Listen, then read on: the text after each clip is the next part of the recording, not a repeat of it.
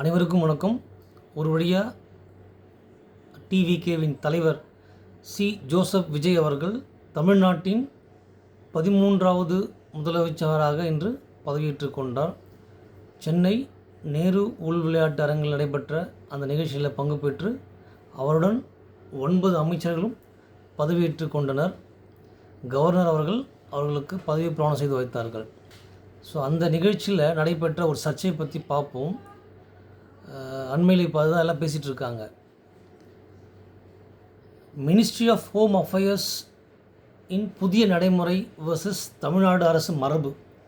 இந்த விழாவில் பார்த்திங்கன்னா, விழா ஆரம்பிப்பதற்கு முன்பாக பாடப்பட்ட அந்த 3 பாடல்கள் வழக்கமாக தமிழ்நாட்டு அரசு விழாக்களில் கடைபிடிக்கக்கூடிய அந்த மரபான தமிழ்த்தாய் வாழ்த்து முதல்ல பாடப்படும். ஆனால் இன்று நடைபெற்ற அந்த நிகழ்ச்சியில் தமிழ்த்தாய் வாழ்த்து 3ஆம் இடத்துக்கு தள்ளப்பட்டது. முதலாவதாக வந்தே மாதரம் பாடல் பாடப்பட்டது, இரண்டாவதாக தேசிய கீதம் பாடல் பாடப்பட்டது, மூன்றாவதாக தான் தமிழ்த்தாய் வாழ்த்து பாடப்பட்டது. இது ஃபங்க்ஷன் ஸ்டார்ட் பண்ணுறது முன்பாக ஃபங்க்ஷன் முடிஞ்ச பிறகு இறுதியாக மீண்டும் வந்தே மாதரம் பாடப்பட்டது, இரண்டாவதாக தேசிய கீதம் பாடப்பட்டது.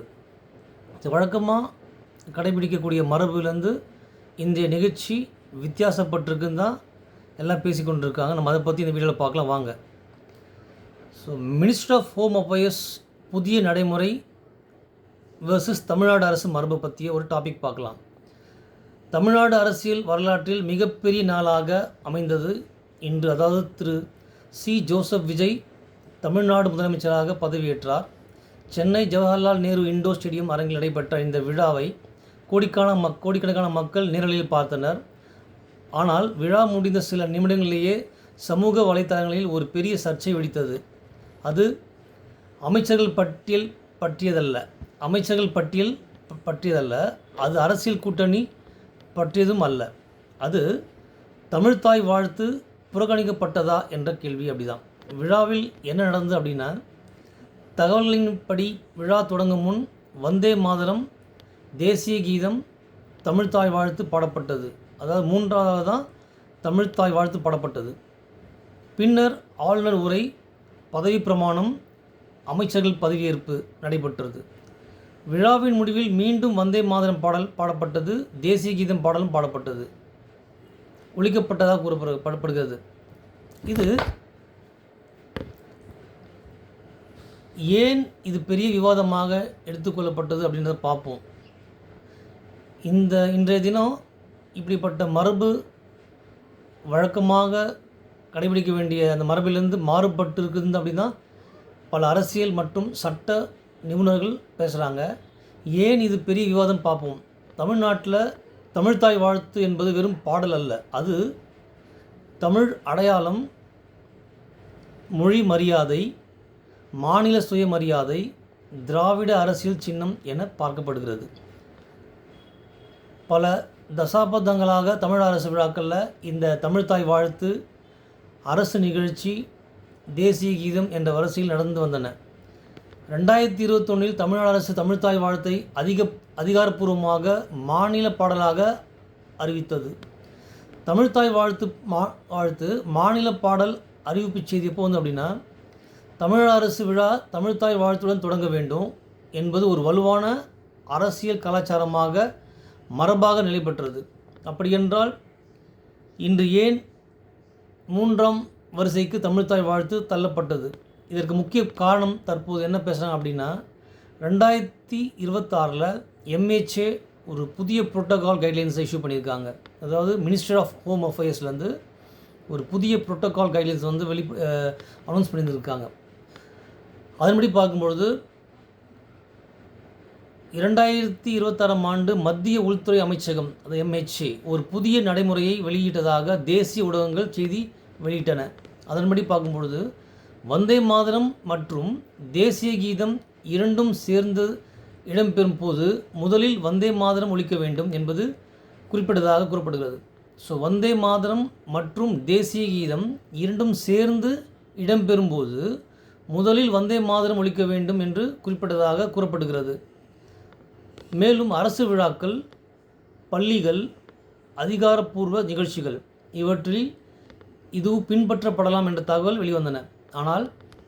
அதனால தான் சி. ஜோசப் விஜய் அவர்களின் இன்றைய அரசு இந்த நடைமுறையை பின்பற்றியதா, இந்த விழாவில் அரசு பின்பற்றியதா என்பதை பார்ப்போம்.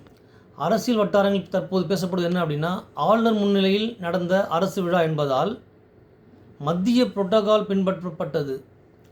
அதனால்தான் வந்தே மாதரம் மற்றும் தேசிய கீதம் முன்னுரிமை பெற்றது. அதாவது முதலாவதாக வந்தே மாதரம் பாடலும், இரண்டாவதாக தேசிய கீதமும் ஒளிபரப்பட்டது பாடல், மூன்றாவது தான் தமிழ்தாய் பாடினார்கள். இது சட்டப்படி தவறா இல்லையா என்பதை பற்றி பார்ப்போம். நேரடியாக சட்டவிரோதம் என்று சொல்ல முடியாது. ஏனெனில் இந்திய அரசியலமைப்பில் தமிழ்தாய் வாழ்த்து முதலில் பாடப்பட வேண்டும் என்ற கட்டாயம் சட்டம் எங்கேயும் சொல்லலை. ஸோ இந்திய அரசியலமைப்பில் தமிழ்தாய் வாழ்த்து முதலில் பாட வேண்டும் என்ற கட்டாய சட்டம் எங்கும் இடம்பெறலை. அதே போல் வந்தே மாதரம் பாடக்கூடாது என்றும் இடம்பெறலை. ஆனால் இது மரபு மீறலா? தமிழ்நாட்டை பொறுத்த வரைக்கும் எல்லா கவர்மெண்ட் ஃபங்க்ஷன்ஸ்லேயும் பாடப்படக்கூடிய பாடலான முதல் பாடலான அது 3ஆம் இடத்துக்கு தள்ளப்பட்டது. இது மரபு மீறலா இல்லைன்னு பார்ப்போம். இதுதான் அரசியல் சர்ச்சையாக தற்போது உருவாகியுள்ளது. எல்லோரும் அண்மையில் இதை பற்றி தான் எல்லாம் பேசிகிட்டு இருக்காங்க. ஸோ விமர்சகர்கள் கூறுவது என்ன அப்படின்னா, இது சட்ட மீறல் அல்ல, ஆனால் தமிழ்நாடு அரசு விழா மரபை மாற்றும் முயற்சி அப்படின்னு சொல்கிறாங்க. ஏன் தமிழ்தாய் வாழ்த்து முதலிடத்தில் இல்லை? ஏன் மாநில அடையாளம் பின்னுக்கு தள்ளப்பட்டது? எதிர்காலத்தில் அனைத்து அரசு விழாக்களும் இப்படி தான் மாறுமா என்ற கேள்வி அனைவர் மத்தியில் எழுந்துள்ளது. ஆதரவாளர்கள் என்ன சொல்கிறார்கள் அப்படின்னா, விழா ஏற்பாட்டை ஆதரிப்பவர்கள் கூறுவது என்ன அப்படின்னா, தமிழ்தாய் வாழ்த்து நீக்கப்படவில்லை, தேசிய மரியாதை புரோட்டோகால் பின்பற்றப்பட்டது. அது ஆஸ் பர் MHA 2026 கைட்லைன்ஸ் பிரகாரம் மத்திய நடைமுறையுடன் இணக்கமாக நடந்தது. இது தமிழ் எதிர்ப்பு எதுவும் இல்லை அப்படின்னு சொல்கிறாங்க. அரசியலமைப்பு பார்வை எப்படி என்ன, இந்தியா ஒரு யூனியன் ஆஃப் ஸ்டேட்ஸ், அதாவது தேசிய அடையாளமும் மாநில அடையாளமும் இரண்டும் இணைந்து இயங்க வேண்டும் என்பது தான் ஒரு குறிக்கோள். தமிழ்நாட்டின் அரசியல் வரலாற்றில் மொழி உரிமை, மாநில சுயமரியாதை, கூட்டாட்சி மிக மிக முக்கியமானவை.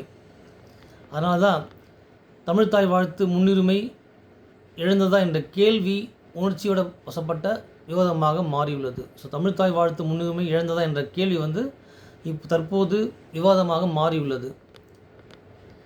இன்று நடந்தது வெறும் பாடல் வரிசை மாற்றமா, அல்லது தமிழ்நாடு அரசு விழாக்களில் அரசியல் அடையாளத்தில் புதிய மாற்றத்தின் தொடக்கமா என்ற கேள்வி அனைவர் மத்தியிலும் எழுந்துள்ளது.